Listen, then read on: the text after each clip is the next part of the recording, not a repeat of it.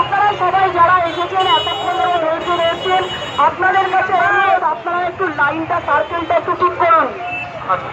আমরা এই কর্মসূচি চালিয়ে যাব।